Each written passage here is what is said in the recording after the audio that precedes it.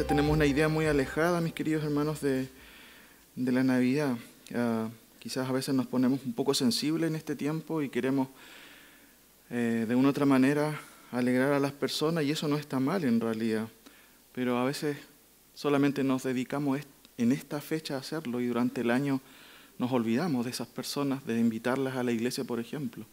A veces nos endeudamos en muchos regalos, pero todavía tenemos una deuda con el Señor. Por ejemplo, en nuestro carácter, en cómo nos comportamos, en si obedecemos o no su palabra.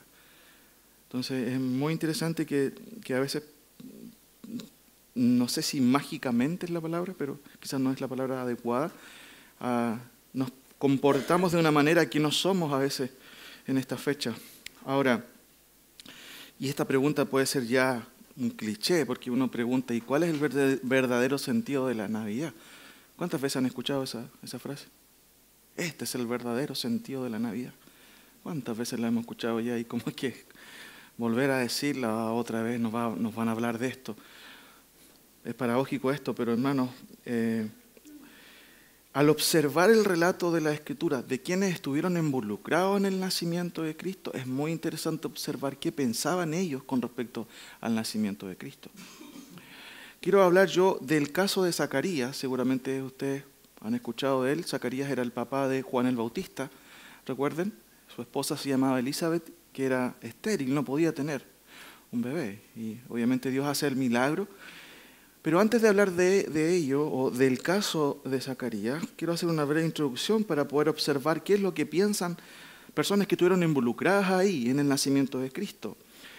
Acompáñenme a Salmos, antes de ello, Salmos capítulo 22, para que ustedes noten lo que el Antiguo Testamento decía o dijo acerca de Cristo. Por ejemplo, en el Salmo 22, versículo 27, Salmo 22, versículo 27. Mire lo que dice el salmista escribiendo muchos años antes de que Cristo hubiera nacido. Dice, se acordarán y se volverán a Jehová todos los confines de la tierra, y todas las familias de las naciones adorarán delante de ti, porque de Jehová es el reino y él regirá las naciones. Se habla, ¿cierto?, de una época en donde Dios va a gobernar sobre las naciones. 29, comerán y adorarán todos los poderosos de la tierra, se postrarán delante de él todos los que descienden al polvo, aun el que no puede conservar la vida de su propia alma. La posteridad le servirá. Esto será contado de Jehová hasta la postrera generación. Vendrán y anunciarán su justicia.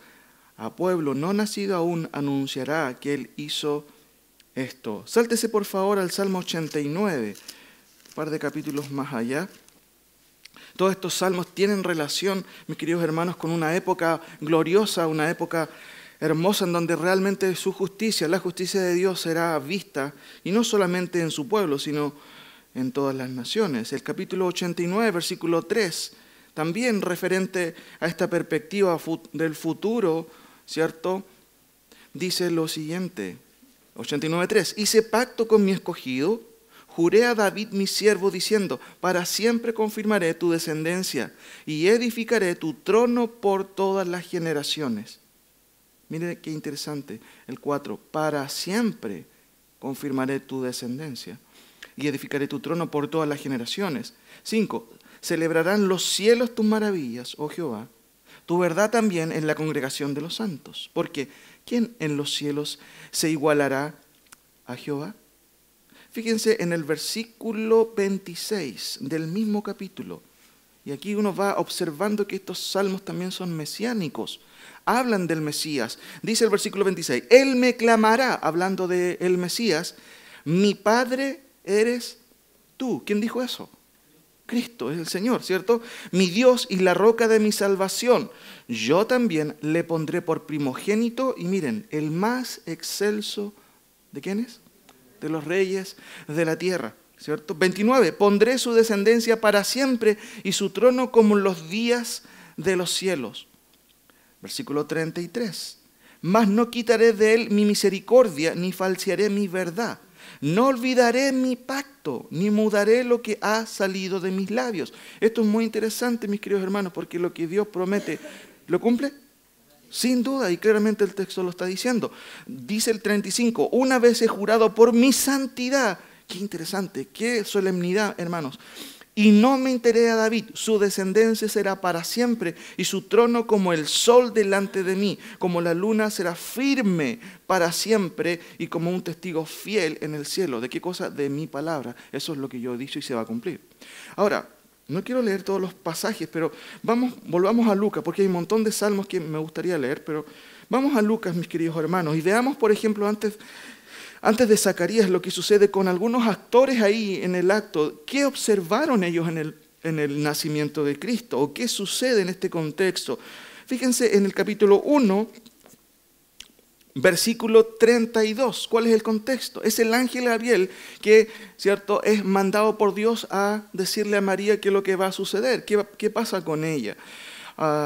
Pero miren lo que dice el versículo 31. Este es el mensaje que da el ángel a María y le dice, y ahora concebirás y en tu vientre y darás a luz un hijo y llamarás su nombre Jesús. Él es mandado a María para clarificarle un poco lo que va a suceder y qué es lo que ella iba, ¿cierto?, a dar a luz. Un hijo cuyo nombre tendría que ser Jesús. Y ese es obviamente el nombre que le va a poner ella.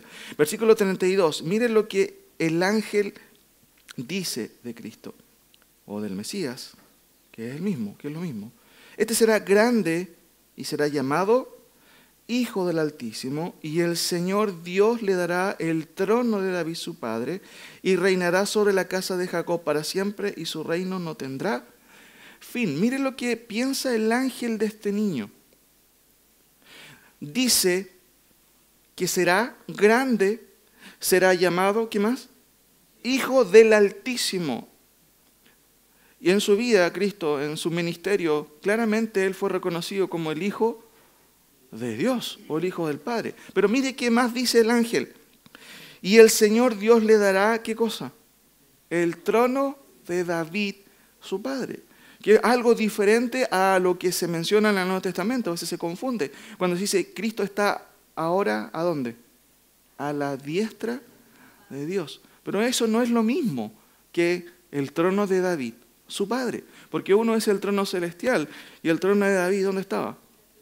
En la tierra. Siempre no hay que perder esa distinción. Mire qué más tiene en la mente el ángel. Y el Señor Dios le dará el trono de David su padre y reinará sobre la casa de Jacob. ¿Por cuánto tiempo?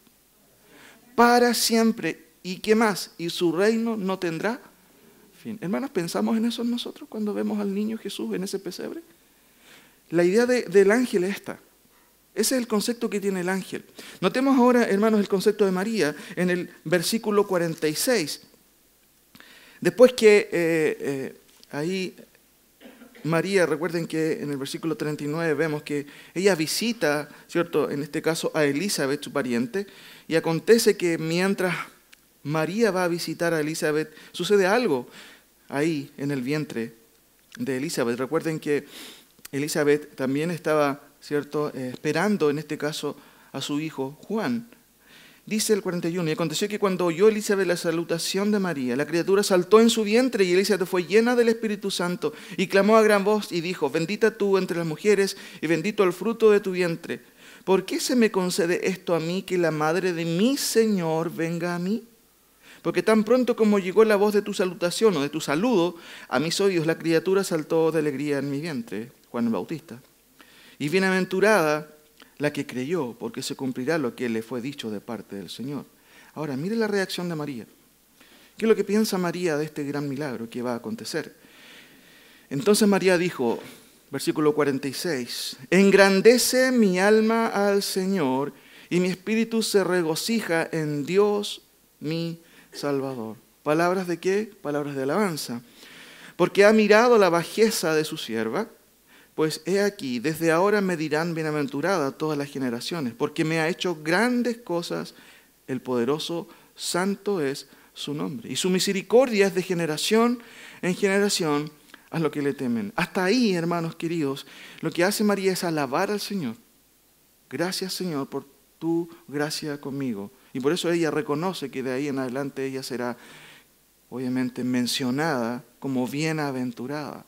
no como sobreexaltada, como en otros lados se piensa, no. Ella es una pecadora que también necesita de este Salvador. Pero mire lo que dice del 51 al 55. Mire lo que observa María como una hebrea también, ¿cierto? ¿Qué es lo que observa ella con respecto a este niño? Dice, hablando de Dios, hizo proezas con su brazo, esparció a los soberbios en el pensamiento de sus corazones, quitó de los tronos a los poderosos y exaltó a los humildes. A los hambrientos colmó de bienes y a los ricos envió vacíos. Socorrió a Israel, su siervo, acordándose de la misericordia de la cual habló a nuestros padres, para con Abraham y su descendencia para siempre. Hermanos, María está reconociendo que lo que está sucediendo también tiene que ver con lo que Dios había prometido a sus padres, al pueblo de Israel, que iba a nacer un Mesías. Tenemos dos perspectivas aquí. Tenemos la perspectiva del ángel. ¿Qué piensa el ángel? Wow, este es un niño, va a ser llamado el Hijo del Altísimo. Dios le va a dar ¿qué cosa? El trono de su padre y reinará por un tiempo. ¿Por cuánto tiempo? Para siempre. María dice, wow, soy enaltecida y bendecida por ser, ¿cierto?, la madre de este niño. Claramente ella también expresa su necesidad ahí, claramente, de este Salvador. Pero también ella reconoce, mis queridos hermanos, que Dios está respondiendo a las promesas del Antiguo Testamento. Ahora, el último caso, antes de ir a nuestro pasaje, sáltese por favor a Lucas capítulo 2, versículo 28. Simeón, el tercer caso. ¿Cómo Simeón observa este nacimiento? ¿En qué está pensando Simeón? ¿Pensará en regalos? ¿En comprar, cierto? ¿En endeudarse? Parece que no. Pero mire lo que sucede. ¿Quién es Simeón? Simeón, de acuerdo al versículo 25, dice, he aquí, había en Jerusalén un hombre llamado Simeón, y este hombre justo y piadoso esperaba la consolación de Israel, y el Espíritu Santo estaba, mire, sobre él. Y le había sido revelado por el Espíritu Santo que no vería la muerte antes que viese al ungido del Señor. Y movido por el Espíritu, fíjense interesante, siempre el Espíritu Santo está presente en él, y movido por el Espíritu Santo, ¿qué hace? Vino al templo. Y cuando los padres del niño Jesús lo trajeron al templo para hacer por él conforme al rito de la ley, él le tomó en sus brazos y bendijo a Dios diciendo, mire qué interesante, observemos lo que piensa Simeón, mis queridos hermanos, Simeón, perdón. Dice, ahora Señor, despide a tu siervo en paz, conforme a tu palabra, porque han visto mis ojos, ¿qué cosa? Tu salvación. Lo que observa Simeón es que la salvación llegó claramente ahí a través de este niño, porque es un salvador. Dice el versículo 30, porque han visto mis ojos tu salvación, la cual has preparado en presencia de todos los pueblos, luz para revelación, mire, a los gentiles.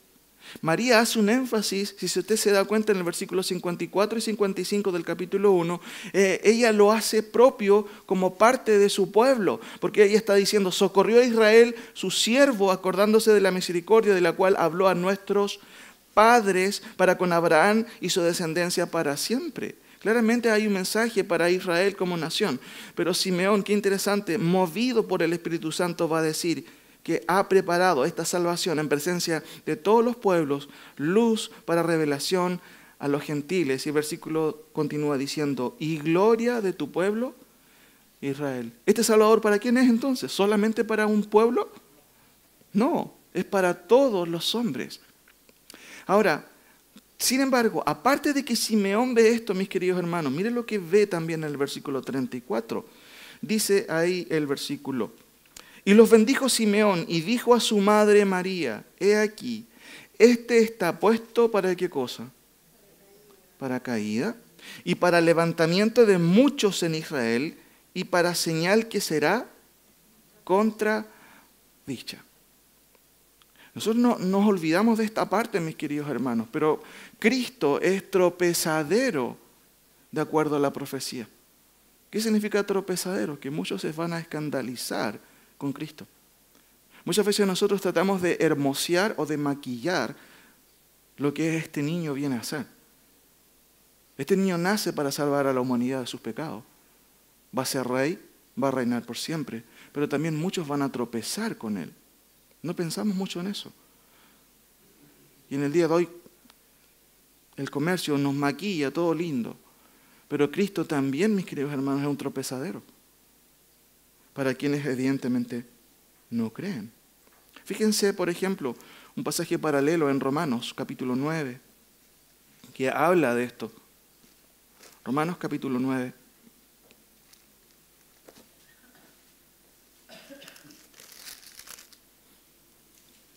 El apóstol Pablo en estos capítulos habla del pueblo de Israel, ¿cierto? Y él siente claramente tristeza por el dolor de que sus hermanos rechacen al Mesías. Dice en el versículo 30 del capítulo 9, ¿qué pues diremos? ¿Que los gentiles que no iban tras la justicia han alcanzado la justicia, es decir, la justicia que es por fe? Mas Israel, que iba tras una ley de justicia, no la alcanzó. ¿Por qué? Porque iban tras ella no por fe, sino como por obras de la ley. Pues tropezaron, miren, en la piedra de tropiezo, como está escrito. He aquí, pongo en Sión, Jerusalén, piedra de tropiezo y roca de caída. El que creyera en él no será avergonzado. ¿Cuándo? Cuando Cristo vuelva nuevamente con poder y gloria. Ahora, hermanos queridos, ¿cuál es el ejemplo que nosotros tenemos de Zacarías ahora? Y la idea de este sermón es como dice ahí, si lo alcanza a leer. ¿Qué espera el Señor que recordemos hoy? El caso de Zacarías. Un ejemplo que demanda de nosotros justamente un enfoque bíblico respecto a la Navidad. Y pensaba en la semana en qué podría hablar y vino a mi mente qué pensaron los involucrados en el acto mismo. Sin duda tenemos la historia hermosa, ¿cierto?, de este niño que nace, que los ángeles cantan, ¿cierto?, gloria a Dios en las alturas, ¿cierto?, en el capítulo 2, del versículo 9 en adelante, y toda esa imagen preciosa. Pero al observar, mis queridos hermanos, el relato también de cómo observan María, el ángel y el mismo Zacarías este nacimiento, a veces tenemos que decir que a veces es muy alejado de lo que nosotros pensamos acerca de este niño. Mira lo que dice el versículo 57 al 66. Este es el relato en donde Elizabeth, ¿cierto?, que es estéril, no puede dar a luz, es bendecida por el Señor. Pero Zacarías, ¿cierto?, de acuerdo al capítulo 1, versículo 18 y 20, cuando en cierto sentido es anunciado o les es avisado a ambos que nacería un hijo de Elizabeth, él no cree y recibe, ¿cierto?, un juicio de parte de Dios. Fíjense lo que dice el versículo 18. Dijo Zacarías al ángel, ¿en qué conoceré esto? Porque yo soy viejo y mi mujer es de edad avanzada. Respondiendo el ángel le dijo, yo soy Gabriel, que estoy delante de Dios, y he sido enviado a hablarte y darte estas buenas nuevas. Y ahora quedarás mudo y no podrás hablar, hasta el día en que esto se haga, por cuanto no creíste mis palabras, las cuales se cumplirán a su tiempo. ¿Qué pasa con Zacarías? No creyó, ¿qué cosa? El anuncio, porque su mujer claramente era estéril. Por eso él pregunta y dice, ¿cómo se va a hacer esto si yo soy viejo y mi mujer ya tiene sus años? Mira lo que sucede en el versículo 57 antes de que entremos en los versículos 67 al 79. Cuando a Elizabeth se le cumplió el tiempo de su alumbramiento, dio a luz un hijo. Y cuando oyeron los vecinos y los parientes que Dios había engrandecido para con ella su misericordia, se regocijaron con ella. Aconteció que al 8º día vinieron para circuncidar al niño y le llamaban con el nombre de su padre Zacarías. Pero respondiendo su madre dijo, no, se llamará Juan. Le dijeron, ¿por qué? No hay nadie en tu parentela que se llame con ese nombre. Entonces preguntaron por señas a su padre cómo le quería llamar, y pidiendo una tablilla, escribió diciendo, Juan es su nombre, y todos se maravillaron. Y mire lo que sucede. Al momento fue abierta su boca y suelta su lengua, y habló bendiciendo a Dios, y se llenaron de temor todos sus vecinos, y en todas las montañas de Judea se divulgaron todas estas cosas, y todos los que las oían las guardaban en su corazón, diciendo, ¿quién pues será este niño? Refiriéndose al hijo de Elizabeth. Y la mano del Señor estaba con él. Y aquí, hermanos, viene lo que Zacarías va a decir. Va a decir por medio también del Espíritu Santo. Él va a decir qué es lo que él ve con respecto a este niño. Y esto es lo que yo quiero que pensemos por un momento aquí en estos versículos. Como vemos aquí, ¿cierto? La idea de este sermón es reflexionar acerca de esto. ¿Qué espera el Señor que recordemos hoy? Veamos el caso de Zacarías. Lo primero que observamos en el versículo 67 dice lo siguiente. Y Zacarías, su padre, ¿cierto? Fue, ¿qué cosa? Lleno del Espíritu Santo y profetizó diciendo. ¿Qué es lo primero que observamos, mis queridos hermanos? Lo primero que observamos, como dice ahí, es que el mensaje de Zacarías es, ¿lo alcanza a leer?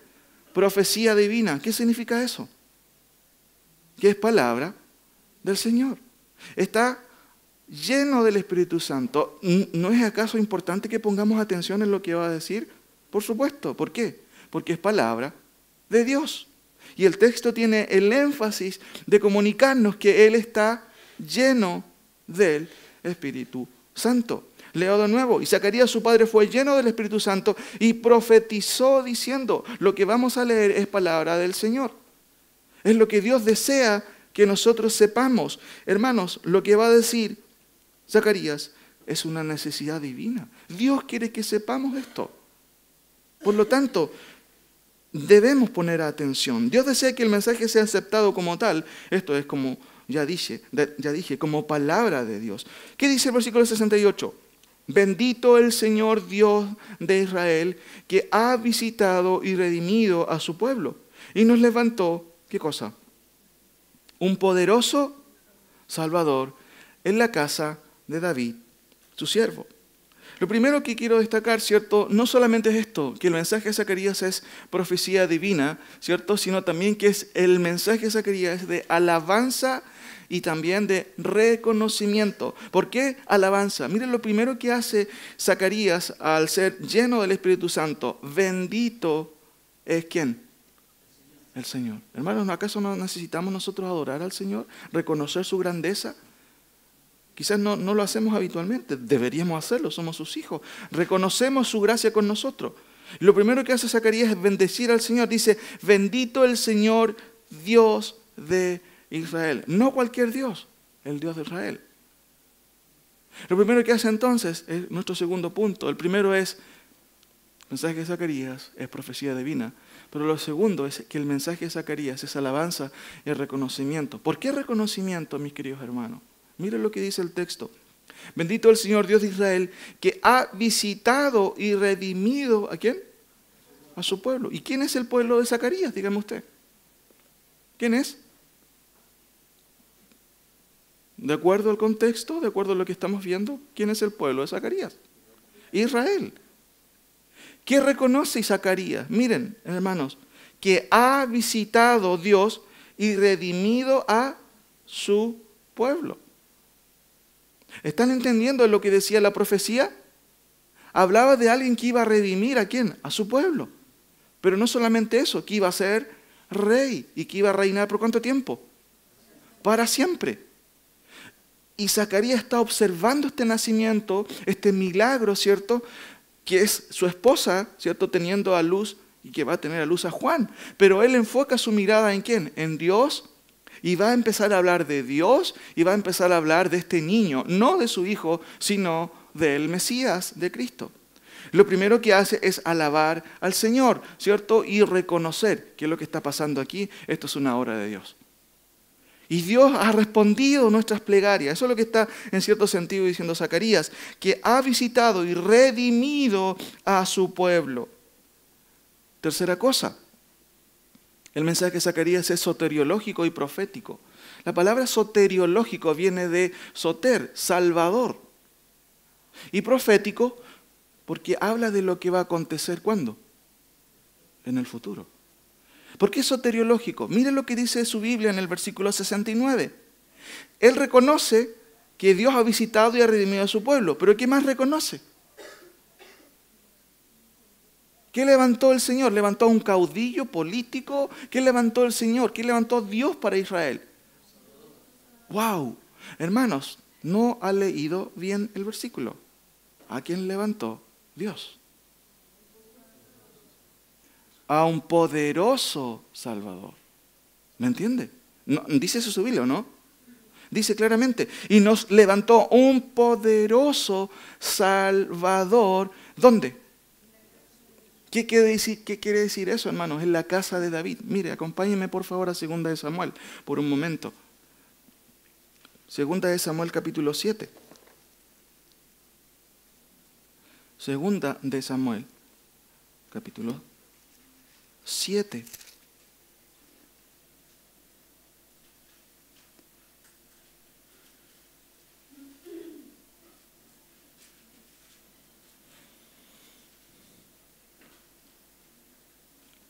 Dios, cierto, promete a David algo.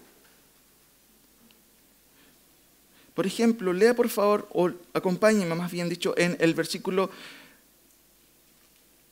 8. Dice, ahora pues dirás así a mi siervo David. Así ha dicho Jehová de los ejércitos, yo te tomé del redil de detrás de las ovejas para que fueses príncipe sobre mi pueblo, sobre Israel. Y he estado contigo en todo cuanto has andado, y delante de ti he destruido a todos tus enemigos, y te he dado nombre grande como el nombre de los grandes que hay en la tierra. Además, yo fijaré lugar a mi pueblo Israel y lo plantaré para que habite en su lugar y nunca más sea removido, ni los inicuos, ¿cierto?, les aflijan más como al principio. Desde el día en que puse jueces sobre mi pueblo Israel, y a ti te daré descanso de todos tus enemigos. Asimismo Jehová te hace saber que Él te hará casa. Y cuando tus días sean cumplidos, o sea, cuando duermas, como dice ahí el texto, con tus padres, yo levantaré después de ti a uno de tu linaje, el cual procederá de tus entrañas, y afirmaré su reino. Y edificará casa a mi nombre, y yo afirmaré para siempre el trono de su reino. ¿Quién será? ¿Salomón? Hermanos, uno puede pensar que esto se cumple históricamente hablando, y en parte sí, pero esto tiene un enfoque escatológico y profético, porque se refiere a alguien que no cumple con las características que un hombre puede cumplir. Mira lo que dice el versículo 14. Yo le seré a él padre. ¿A quién puede llamar Dios hijo? Dice el versículo, y él me será a mi hijo, y si él hiciere mal, yo le castigaré con vara de hombres y con azotes de hijos de hombres. Pero mi misericordia no se apartará de él como la aparté de Saúl, al cual quité de delante de ti. Y será afirmada, miren, tu casa y tu reino. ¿Por cuánto tiempo? Para siempre delante de tu rostro, y tu trono será estable. Hermanos, en la historia de Israel, después viene Salomón, pero Salomón no tuvo un reino estable. ¿Por qué? Porque esta es una profecía y este es un pacto que Dios hace con David, en donde promete que uno de su descendencia va a reinar para siempre. Su casa va a ser estable, su trono va a ser firme y su reino va a ser eterno. Hermanos, ¿quién es? ¿Se acuerda de lo que dijo el ángel que observa al ver al niño? Mira lo que dice Lucas, repitamos nuevamente, Lucas 1, capítulo 1, 32. Este será grande y será llamado Hijo del Altísimo, y el Señor Dios le dará el trono de David, su padre. ¿Se da cuenta, hermanos, la conexión que hay? Por eso es que al observar el versículo que estamos viendo, que es el versículo 69, notamos claramente que Zacarías está interpretando también lo que dijo el Antiguo Testamento y está diciendo, este niño es el que se nos había prometido. Mira lo que dice el versículo, y nos levantó un poderoso Salvador. ¿De dónde viene este Salvador? Dice, en la casa de David, su siervo. Ese en la casa también quiere decir o habla de que ese Salvador, su descendencia viene ¿de quién? De David. Y bueno, ¿no de David iba a venir este Mesías? Claramente. ¿Se acuerdan cuando una mujer una vez le dijo, hijo de David, a Cristo? ¿Por qué le dijo eso? Porque estaba reconociendo que él era el Mesías, descendiente de David. Entonces, mis queridos hermanos, ¿qué es lo que piensa Zacarías de este niño? Primero, el mensaje de Zacarías, ¿qué es? ¿Es una idea que tiene Zacarías como judío? ¿Qué es? Es profecía divina. Él está lleno ¿de qué? Del Espíritu Santo. ¿Eso es palabra de Dios? es palabra de Dios para nosotros. Segundo, el mensaje de Zacarías es alabanza y reconocimiento. Él alaba al Señor. Grande eres, Señor, dice él. Bendito es el Señor, Dios de Israel. No se equivoca, sabe a quién dirigir sus palabras. El Dios de Israel, el que merece toda nuestra adoración. Y él lo hace, pero también él reconoce, se da cuenta. ¡Wow! Tengo que comprar regalos para mi familia. No, bueno, no dice eso Zacarías. Él reconoce y dice que ha visitado y redimido a su pueblo. ¿Se da cuenta, hermano? Yo no sé si nosotros pensamos en que Cristo nos vino a redimir, que es una aplicación concreta de su salvación para nosotros. Él vino para redimirnos, pero en el caso de Zacarías, eso tiene que ver con su pueblo, Israel. Él ha visitado y redimido a su pueblo y nos levantó un poderoso Salvador en la casa de David, su siervo. Ahora, cuando dice ahí, el mensaje de Zacarías es soteriológico, pero también profético. Resalta también la idea del versículo 70, como dice su Biblia en el versículo 70. ¿Dónde aparecen todas estas cosas? ¿Es que acaso se dijo algo acerca de que este niño iba a reinar, de que iba a nacer, de que iba a ser grande, que iba a ser llamado Hijo del Altísimo? ¿Dónde salía eso? De acuerdo al versículo 70, ¿qué dice su Biblia? Como habló por boca de sus santos profetas que fueron desde el principio. Hermanos, qué interesante, porque desde el Génesis en adelante hay una perspectiva de un Redentor. ¿Quién es ese Redentor? Es Cristo. Acompáñenme, por favor, hermanos queridos, a Génesis capítulo 49. Uno de los últimos capítulos de la Biblia es cuando Jacob bendice a sus hijos y la Biblia no menciona a Jacob como un profeta. Pero mire qué interesante, porque dedica una palabra para cada uno de sus hijos. Y esto es muy interesante. Dedica palabras para Rubén, para Simeón y Leví. Dedica palabras para Zabulón, para Isaacar, para Dan, para Gad, para Aser, para Neftalí, para José, para Benjamín, para todos los hijos de Israel, de donde se conforma la nación de Israel. Pero miren lo que va a decir acerca de Judá. Porque ¿de dónde nace o de dónde viene Cristo? De la tribu de Judá. Miren lo que dice, versículo 8. No siendo Jacob, o no se considera a él como profeta, pero miren lo que dice en las páginas del Génesis. Judá, te alabarán tus hermanos. Y ustedes pueden recordar el caso ahí, ¿cierto? Desde el comienzo, de lo que sucede también con esta tribu. Tu mano en la cerviz de tus enemigos, los hijos de tu padre se inclinarán a ti. Cachorro de león, Judá, de la presa subiste, hijo mío. Se encorvó, se echó como león, así como león viejo. ¿Quién lo despertará? Y miren qué interesante el versículo 10. No será quitado, ¿qué cosa? El cetro. ¿Y qué es un cetro, mis queridos hermanos?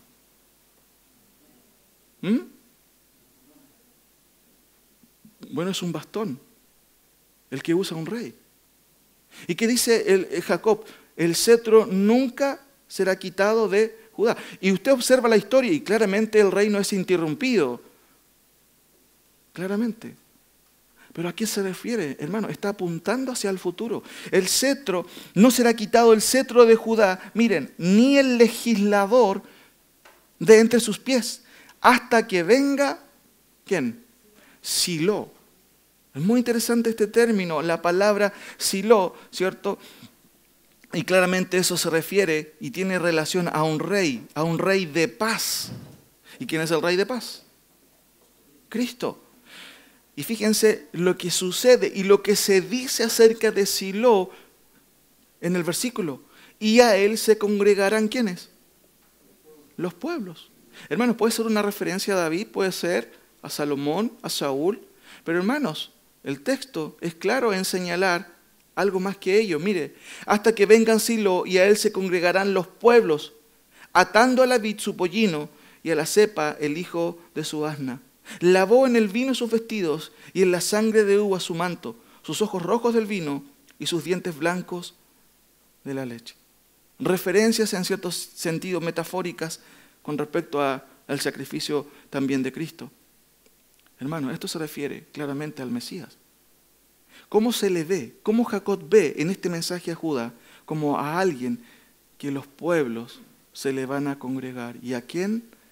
Personaje ¿O qué personaje recibe, mis queridos hermanos, la honra de las personas? ¿Qué tipo de persona? Un rey. ¿Qué dice Apocalipsis? Fíjense, por favor, acompáñenme a Apocalipsis 19. Apocalipsis 19, ¿cierto? En el contexto, Juan vislumbra lo que va a ser proféticamente la segunda venida de Cristo. Versículo 11 de Apocalipsis 19. Entonces vi en el cielo abierto, Apocalipsis 19, 11. Y he aquí un caballo blanco, y el que lo montaba se llamaba Fiel y Verdadero. Con justicia juzga y pelea. Sus ojos eran como llama de fuego, y había en sus cabezas muchas diademas, y tenía un nombre escrito que ninguno conocía sino él mismo. Estaba vestido de una ropa teñida en sangre, y su nombre es el Verbo de Dios. Mira lo que dice el versículo 16. Y en su vestidura y en su muslo tiene escrito este nombre: Rey de Reyes, ¿y qué más? Y Señor de Señores. Se da cuenta que el Génesis habla que este Silo va a congregar a todos los pueblos. ¿Y qué dice Apocalipsis? ¿Cómo lo ve el último libro de la Biblia? Como Rey de Reyes y Señor de Señores. Hermanos, no sé si estamos entendiendo lo que está diciendo Zacarías. ¿Qué es lo que piensa Zacarías de este niño? Primero, es profecía divina. Segundo, él alaba al Señor y reconoce lo que está sucediendo es una promesa cumplida de parte del Señor. El mensaje de Zacarías también es algo soteriológico y profético. Soteriológico porque él dice, nos ha levantado, ¿qué cosa? No es un Salvador, hermano. ¿Qué es? Por favor, poderoso Salvador. No es cualquier Salvador. Poderoso Salvador. ¿Pero por qué es profético? Porque no es nada nuevo que habían dicho los profetas. Leímos los salmos súper rápido, pero los salmos hablan de que él va a ser un rey, de que va a gobernar sobre las naciones, de que se van a congregar los pueblos sobre él y él los va a regir con vara de hierro, o sea, con justicia verdadera. La misma justicia que vemos en el día de hoy, ¿o sí o no?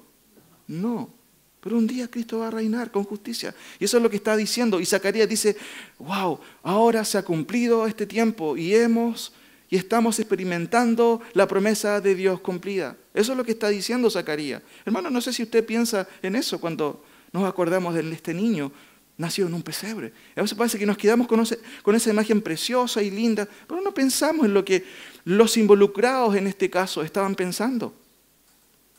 Ahora, sigamos adelante. Dice el versículo 70, como habló por boca de sus santos profetas que fueron desde el principio. Ahora, lo último, el mensaje de Zacarías, lo último en esta parte, porque sigue el relato, lo último es, el mensaje de Zacarías también es escatológico. ¿Qué significa la palabra escatológico? Escato habla de lo último, de las últimas cosas que van a suceder, de los últimos acontecimientos que van a acontecer. Y en este sentido, mis queridos hermanos, el autor está apuntando hacia el futuro también. ¿Qué esperamos nosotros? La venida, ¿de quién? Del Señor, claramente. Eso esperamos. Recordamos en términos generales que Cristo vino a nacer, pero recuerden, Cristo vino o nació para morir. ¿Por quién? Por los pecados de los pecadores. Y nosotros somos pecadores y hemos recibido esa gracia. Ahora, el mensaje de Zacarías es escatológico, apunta hacia la restauración. ¿De quién? Miren, por favor, mis hermanos, cómo el profeta va a hablar de este aspecto escatológico futuro, pero en relación a su pueblo. No deja de pensar en su pueblo, pero también sabemos que esta salvación es ¿para quién? ¿Solo para Israel? No, también para los gentiles. Pero miren, por favor, notemos en algunas palabras, como él también entiende que esto también es profecía que se cumple para su pueblo. Versículo 71, salvación de nuestros enemigos. Ese nuestros, ¿a qué se refiere? Él está hablando como parte de ¿quién? Del pueblo de Israel. Salvación, él está interpretando esta salvación y está diciendo, wow, nace un hijo, ¿cierto? Nace un poderoso Salvador. Lo dijeron los profetas, claramente. Pero también él está diciendo, salvación de nuestros enemigos y de la mano de todos los que nos aborrecieron. ¿Sufrió el pueblo de Israel? ¿Cuántas veces sufrió? Muchas veces. Pero mire lo que sigue diciendo el autor, para hacer misericordia con nuestros. ¿Y quiénes son esos padres? Abraham, Jacob, ¿cierto? David y toda la descendencia y los grandes padres o los patriarcas del pueblo. Sigue diciendo y él asumiendo que también eso es una promesa para su pueblo, para hacer misericordia con nuestros padres y acordarse de su santo pacto. No habla en plural, habla del pacto. ¿Y qué pacto hizo Dios con el pueblo de Israel? El primer pacto lo encontramos en Génesis capítulo 12, el pacto que hizo Dios con Abraham. ¿Y qué le dijo Dios a Abraham? Vete de tu tierra y de tu parentela, ¿cierto? ¿Se acuerdan el pacto que hace con Abraham? Que yo haré de ti, ¿qué cosa? Una nación grande y te bendeciré y serás de bendición. Hermanos, eso es una promesa incondicional de Dios, se va a cumplir. Fíjense en Génesis 22, 16 y 17. Y dijo, por mí mismo he jurado. Hermano, ¿qué está diciendo esa frase? Es que se va a cumplir sí o sí. ¿Por quién más puede jurar Dios que sea de confianza? El texto dice, por mí mismo he jurado. ¿Qué cosa? Dice Jehová, que por cuanto has hecho esto y no me rehusaste tu hijo, le está diciendo a Abraham, tu único hijo, de cierto te bendeciré y multiplicaré tu descendencia como las estrellas del cielo y como la arena que está en la orilla del mar. Y tu descendencia poseerá las puertas de sus enemigos y en tu simiente serán benditas todas las naciones de la tierra por cuanto obedeciste a mi voz. Sabemos que Cristo viene ¿de quién? Viene también de la línea de Abraham. Porque ¿quién es la descendencia perfecta de Abraham? Es Cristo. ¿Me entienden, hermanos? ¿Hemos sido bendecidos todas las familias de la tierra con ello? Sin duda. Sin duda. Ahora, miren lo que sigue diciendo. El pacto. Es interesante, él alude al pacto. No, es que esto tiene que ver con el pacto que hizo con nosotros. Ojo, eso es lo que está diciendo Zacarías. Y lo estamos viendo cumplir porque nos ha dado un gran Salvador y ya, ¿cierto?, está cumpliéndose. Dice después, del juramento que hizo Abraham nuestro padre, que nos había de conceder. Ya lo leímos. Juro por mí mismo. Hermanos, ¿qué seguridad le da eso?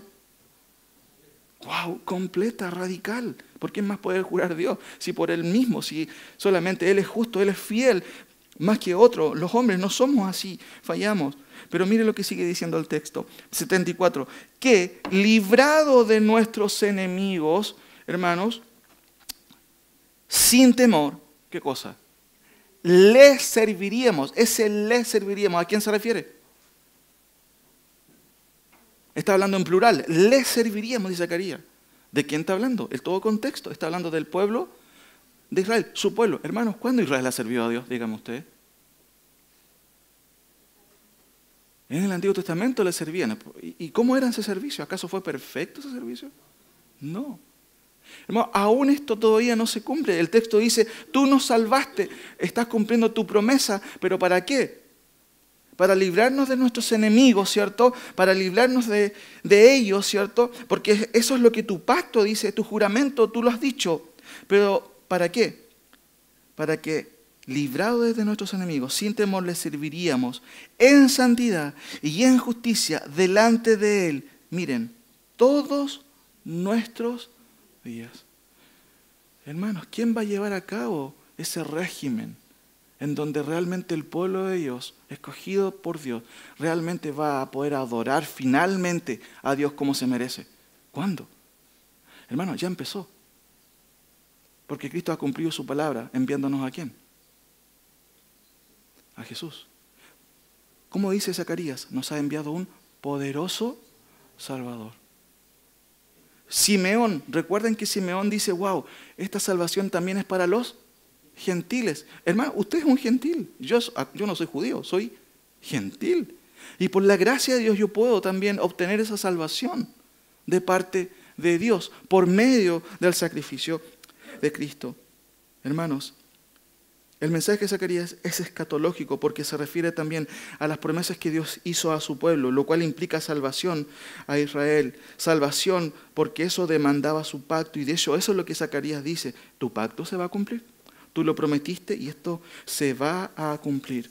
Ahora, mis queridos hermanos, ¿Se da cuenta de lo que piensa Zacarías del nacimiento de Cristo?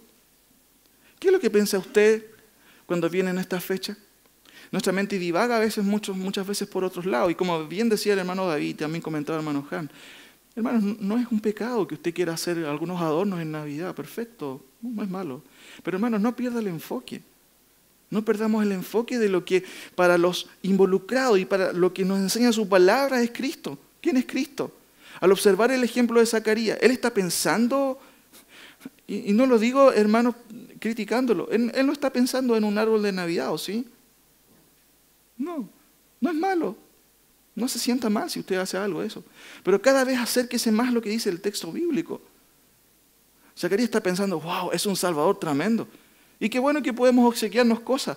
Pero ¿no sería mejor que a la gente le habláramos de este Salvador? Y no solamente en esta fecha. ¿Por qué tiene que ser en esta fecha?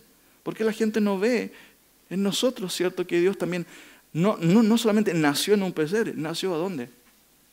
En nuestros corazones. ¿Y la gente ve eso? ¿Ve que nació realmente Cristo en nuestros corazones? ¿Cómo lo reflejan nuestras actitudes? Ahora, el texto no queda ahí. Zacarías, aparte de hablar de este niño, que es Cristo, este Mesías poderoso, habla de su hijo. Mira el versículo 76. Y tú, niño, el que va a nacer de Elizabeth, que es, ¿cierto?, su esposa, profeta del Altísimo serás llamado, porque irás delante de la presencia del Señor. ¿Para qué cosa?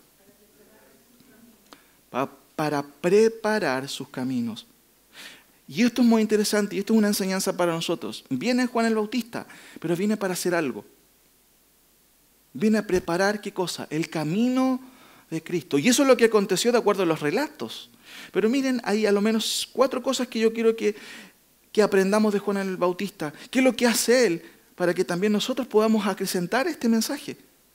Porque este es el ejemplo. Esto es como toma Juan el Bautista también, y de hecho esta es una profecía de Zacarías que va a decir, esto es lo que va a hacer Juan el Bautista. Y leo lo que dice a continuación. Miren lo que dice el versículo 76 hasta 79. Y tú, ¿sí?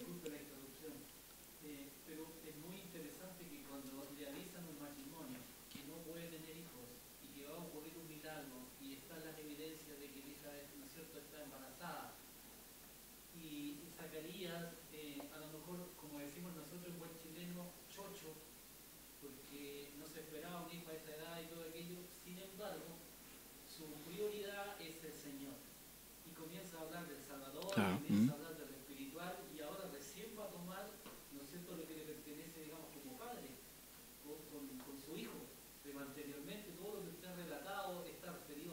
Justamente.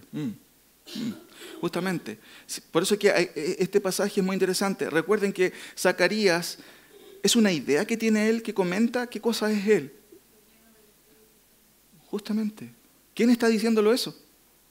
Dios mismo está diciendo, pongan atención, esto es lo que pasa con Cristo. Ahora voy a hablar de Juan el Bautista, dice. Voy a hablar de mi hijo, en cierto sentido. ¿Y qué es lo que dice de su hijo? Como bien también recalca nuestro hermano Jan. Dice, y tú, niño profeta del Altísimo, serás llamado, porque irás delante de la presencia del Señor para preparar su camino, para dar conocimiento de salvación a su pueblo, para perdón de sus pecados, por la entrañable misericordia de nuestro Dios, con quien nos visitó desde lo alto la aurora, para dar luz a los que habitan en tinieblas y en sombras de muerte, para encaminar nuestros pies por camino de paz. Y el niño crecía y se fortalecía en espíritu, y estuvo en lugares desiertos, hasta que empezó a preparar el camino de Dios. Y ustedes conocen la historia de Juan el Bautista, que era muy amoroso con la gente, ¿cierto? Qué interesante, a lo mejor nosotros no haríamos lo que hace Juan el Bautista, pero resumo en 4 aspectos lo que hace Juan el Bautista, y esto es una guía para nosotros de qué es lo que deberíamos hacer. Primero, mis queridos hermanos, Zacarías habla de ¿quién? Habla de Cristo. No menciona a Cristo ahí literalmente, pero todo tiene que ver con Cristo, este poderoso Salvador. Pero Juan el Bautista, ¿qué hace? Juan el Bautista prepara el camino del Señor, y esto implica aún un llamado ¿a qué cosa? Hermano, eso es lo que dice la profecía. Miren lo que dice Isaías 40. Vaya ahí por un momento. Puede que esto también tenga una implicancia en cuanto a las veredas o a la vereda de Cristo, porque eso es lo que en cierto sentido iba a hacer Juan el Bautista de acuerdo a la profecía. Isaías 40.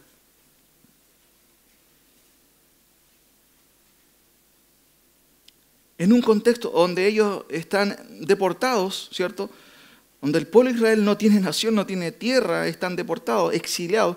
El profeta dice, consolaos, consolaos, pueblo mío, dice vuestro Dios. Hablad al corazón de Jerusalén, decidle a voces que su tiempo es ya cumplido, que su pecado es perdonado, que doble ha recibido de la mano de Jehová por todos sus pecados. Vos que clama en el desierto, miren, preparad camino, ¿a quién?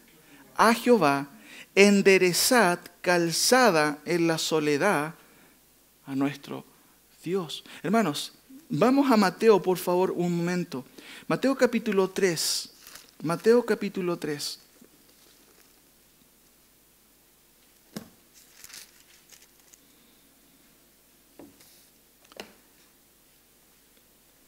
En aquellos días vino Juan el Bautista predicando en el desierto de Judea y diciendo, miren lo que hace Juan el Bautista, arrepentíos porque el reino de los cielos, ¿qué dice? Se ha acercado. ¿Por qué? Porque el reino se está visitando, viene a nacer o ha nacido en el contexto. Por eso dice el reino de Dios acercado. Pues este es aquel de quien habló el profeta Isaías cuando dijo, voz del que clama en el desierto, preparad el camino del Señor, enderezad sus sendas. Y Juan estaba vestido de pelo de camello y tenía un cinto de cuero alrededor de sus lomos, y su comida era langosta y miel silvestre, y salía a él Jerusalén y toda Judea y toda la provincia de alrededor del Jordán, y eran bautizados por él en el Jordán, confesando sus pecados. Al ver él, muchos de sus fariseos y de los saduceos venían a su bautismo, les decía, ¿generación de qué? De víboras. ¿Y qué son las víboras, hermanos? Serpientes. No un lindo piropo, ¿cierto? Generación de víboras. ¿Quién enseñó a ustedes a oír de la ira venidera? Hagan frutos dignos de arrepentimiento. ¿Y cuál es la idea, mis queridos hermanos? Si vemos aquí, lo que hace Juan el Bautista, en cierto sentido, prepara el camino del Señor. Y esto implica un llamado para nosotros a enderezar también nuestras veredas. ¿Se acuerdan que nosotros hace un tiempo atrás, terminando el estudio de Hebreos, el autor hace algo interesante? Porque esto de preparar las veredas también habla de preparar el camino para Cristo, para que Él venga. Tomando la figura de los monarcas en el Antiguo Testamento, porque antes de que viniera un rey que conquistaba, venía un heraldo diciendo, el rey tanto ha ganado, prepárense porque el rey viene. ¿Y qué es lo que hace Juan el Bautista? Prepárense, viene el rey. Viene el rey. Enderecen sus veredas. Y miren, saltémonos por favor a Hebreos por un momento para tener el concepto completo aquí también de este tema. Hebreos capítulo 10. Perdón, es capítulo 12, 13. 12, ¿se acuerdan que estuvimos viendo esto?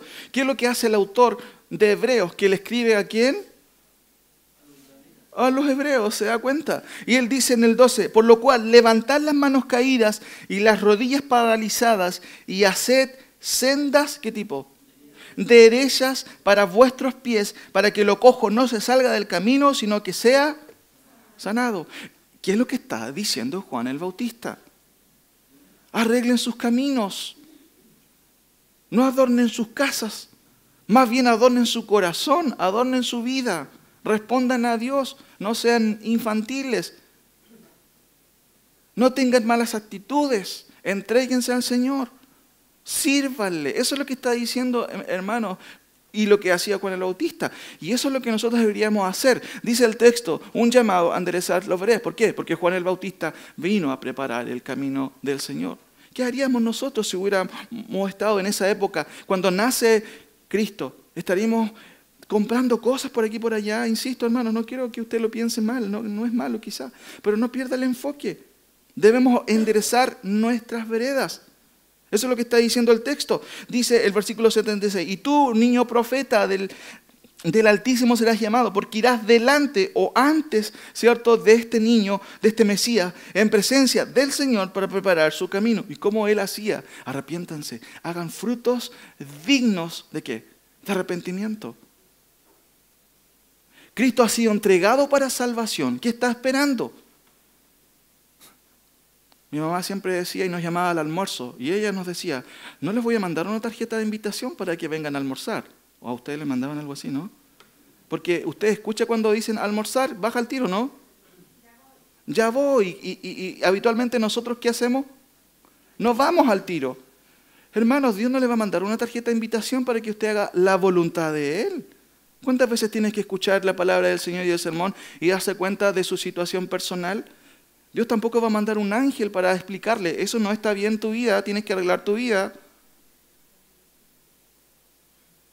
Hermanos, la palabra de Dios siempre es predicada en esta iglesia, no solamente por el pastor, sino por hermano Han, por Germán, y quizás por otros hermanos que han venido. Hermanos, no espere ángeles, es lo que hay, como se dice ahí. Pero es la palabra del Señor la que está siendo predicada. ¿Y qué hace Juan el Bautista? Preparen y enderecen sus sendas, pónganse las pilas. ¿Entiendes el lenguaje? Segunda cosa que hace Juan el Bautista, versículo 77, un llamado ¿a qué? A dar a conocer, ¿a quién? Al Salvador. Mire lo que dice el versículo 77, para dar conocimiento, ¿qué cosa? De salvación a su pueblo para perdón de sus pecados. ¿Qué es lo que necesitan las personas?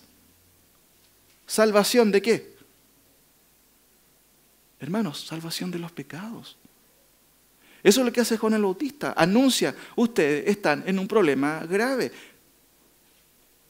Son pecadores y frente a Dios merecen el juicio. Pero Cristo y Dios ha hecho algo maravilloso. Ha enviado a su Hijo para que nos salvemos por medio de su sacrificio. Ese es el énfasis de Juan el Bautista. Primero, un llamado, enderecen su vereda. Segundo, un llamado a dar a conocer al Salvador. Y tercero, son 4 cosas, 78. ¿Qué ve usted ahí en el versículo? Mire qué interesante. Esto lo hace Juan el Bautista, o en este caso Zacarías, diciendo, wow, esto mueve a Dios por nosotros. Dice el texto, por la entrañable. ¿Qué? Hermano, esto es una palabra que habla de las entrañas. Una palabra muy antigua. Pero cuando alguien siente algo, uno dice, lo siento desde mis entrañas. Es algo profundo. Y dice el texto, por la entrañable misericordia de Dios con quien nos visitó desde lo alto la aurora. La mañana amaneció para nosotros maravillosa porque nos trajo un Salvador. ¿Cuál es la idea aquí? Un llamado a atesorar. ¿Qué cosa? La gracia de Dios. Hermano, eso es algo entrañable. Uno debería sorprenderse cada vez por la gracia de Dios. Pero hermanos, no nos vamos a sorprender de la gracia de Dios si no entendemos nuestro problema, si no entendemos la cruz de Cristo. Por eso el salmista dice, Zacarías dice acá, hablando de lo que va a ser este niño profeta, este niño está aquí para preparar el camino del Señor, para dar conocimiento de salvación a su pueblo, para perdón de pecados, por la entrañable misericordia de nuestro Dios como que nos visitó. Y mira lo que dice finalmente el 79, que es el último punto. ¿Cuál es el énfasis de Juan el Bautista? Dice el texto, para dar luz a los que habitan en tinieblas y en sombra de muerte, para encaminar nuestros pies por camino de paz. Y hermanos, la paz no es un estado de tranquilidad. La paz es estar reconciliados con Dios. Ahora, ¿cuál es la idea? Un llamado a compartir, ¿qué cosa? La luz del Evangelio.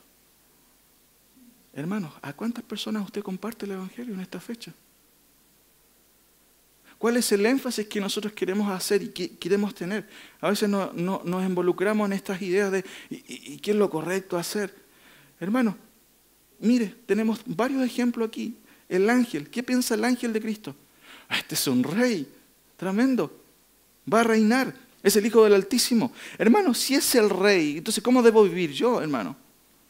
Si Él va a reinar, claramente Él reina en nuestros corazones, pero a veces parece que no reina en nuestros corazones, porque a veces nosotros mismos hacemos lo que queremos. Pero la visión del ángel, de María, de Simeón, de Zacarías, ¿cuál es? Es gloriosa, es tremenda. Está totalmente alejado a lo que en el día de hoy a veces hacemos ver con respecto a Cristo. Y perdemos totalmente el enfoque. Hermanos, no perdamos el enfoque. Este es el enfoque bíblico. Esto es lo que piensa Zacarías. Wow, dice, tremendo. Él nos ha dado, Dios, y nos ha dado un poderoso Salvador. ¿Y qué es lo que hace Juan el Bautista? Porque Zacarías habla de Cristo, pero dice, wow, pero viene Juan el Bautista para hablar de Cristo, para exaltar a Cristo. ¿Y qué es lo que hace? Bueno, el llamado de Juan el Bautista es a que enderecemos nuestras veredas. ¿Hay algo en usted que está mal? ¿Hay un sentimiento en su corazón que está mal? ¿Hay murmuraciones que están por ahí? Hermano, enderecemos nuestras veredas. Hay una situación en mi vida que yo debo arreglar, que yo estoy clarito que está mal, pero que me hago el loco, como se dice, y no hago caso, pero está mal y debo arreglar mi vida. Hermanos, enderece su vida. Enderecemos nuestra vida.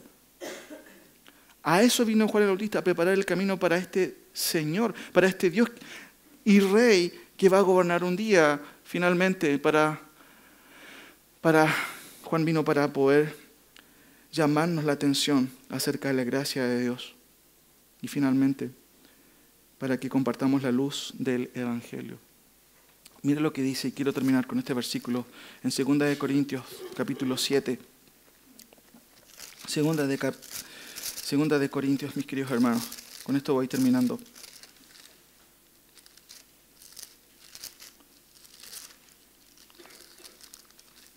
Perdón, 2 Corintios capítulo 4.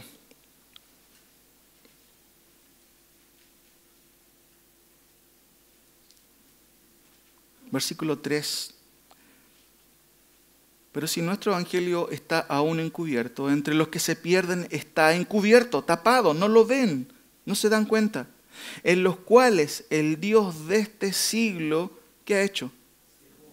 Cegó el entendimiento. ¿Para qué lo cegó? Y dice, cegó el entendimiento de los incrédulos, para que no les resplandezca, no la luz del arbolito, sino, ¿qué luz? La luz del Evangelio, de la gloria de Cristo, el cual es la imagen de Dios.